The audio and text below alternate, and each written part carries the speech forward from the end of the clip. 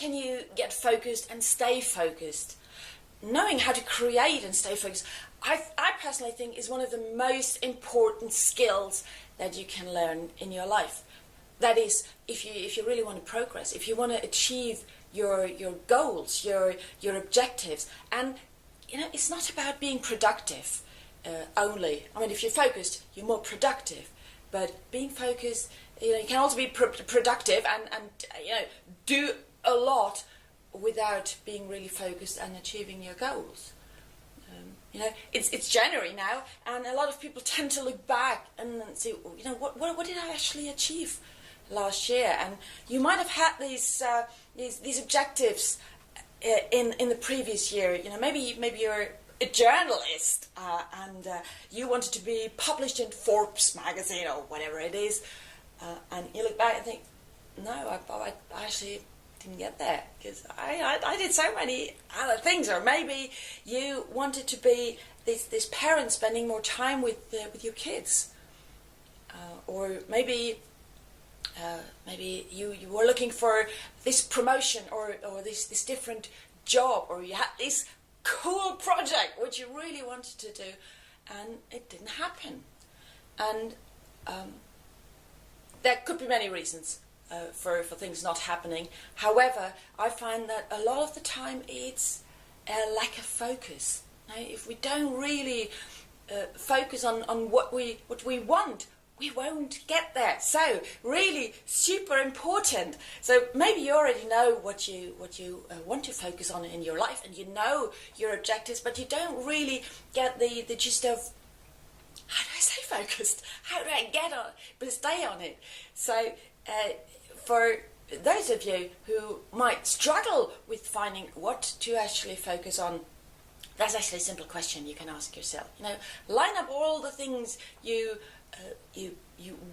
want to do. The list might be really long, right? Maybe you've got run your own business. I don't know your particular situation, and you have so many cool things you could actually do, and it's so hard to choose. What am I actually doing? And so list them all up.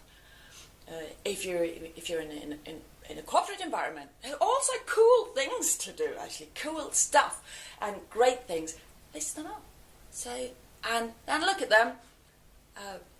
And actually, maybe another factor which you should put in there, because it gives you far more clarity, is like, why do I actually want to do those cool things, or maybe even the not so cool things on the list? What's my motivation? What's the why? If you can answer that, that's brilliant, because that keeps you actually on the path in case you're struggling, and things get tough, and they will, right? I experience that every year. There will be difficulties coming up. There will be obstacles standing in your way. And they do, in my way too. So what keeps me focused then, what can keep me focused, is the why. Reminding myself, yes, I want to achieve that because, so that helps me getting through the tough times. So you've got your all the things you want to do, the whys, and if you can answer one simple question, and this is, to which of these things you can say, hell yeah, this is really, it gets me so excited. I actually can't wait to do that. This is your mission. This is where you really want to be. This is where you actually should focus on. If you find there's nothing on the list you say hell yeah to, you might reconsider what you're doing in your life. Right? Maybe you are in the wrong job. If there's nothing, absolutely nothing that excites you, you might want to think about changing that situation. Because we all deserve joy in our life. Fun. Life's short, so let's get some fun and joy out of every day. So this is why I would really urge you to look into, is it a hell yeah stuff you're really doing? Unless it's this luxury problem that you've got so many cool things to choose from. But again, the essential message is you need to choose the ones with a bigger hell yeah than others. So, saying hell yeah, or just a yes, to things means you have to say no to other things. And that can be hard, right? It just means, you can turn around and say it's a bigger yes for what you want to focus on, but saying no to yourself or to other people, and that even more, can create a fear of disappointing people. I definitely had that last year. I was working with great people, great things. I overcommitted. I said yes to too many things because I didn't want to disappoint the people, my really valued business partners. With the result, I couldn't deliver because I stretched myself too thinly. I lost my focus, and the result was the people were even more disappointed. So what I wanted to avoid in the beginning happened big time in the end, and this is a tough lesson to learn, but a good lesson to learn. So saying no might not win you the first prize in the popularity game, but it will gain respect. You will gain respect through saying no, because people realize you say no, not because you don't want to help, or you don't like what they're doing, or you don't want to take part in their project per se, but you need to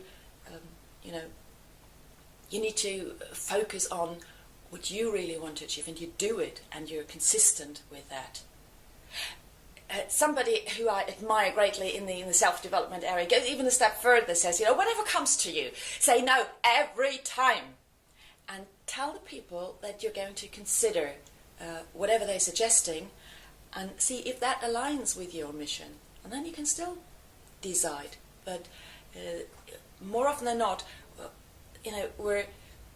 we have tendency, all of us have a tendency to say yes too quickly, and that basically it makes us lose focus. We spread ourselves too thinly. So saying no is super important. Number 2, very tactical. If you know what you're working, what you want to focus on, block time in your calendar and really put it in there. Those who have watched my previous videos know I'm a big fan of putting everything in your calendar, because what's not in your calendar won't happen. That's again a hard lesson learned. It's if it's not there, if I don't put it in, I don't do it.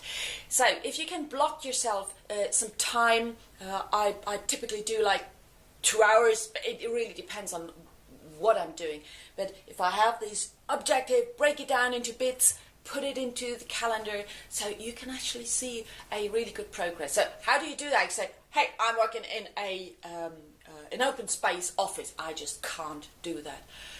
Well, first of all, you need to get rid of distractions, and an open space office is definitely a distraction. Maybe you can get yourself a meeting room.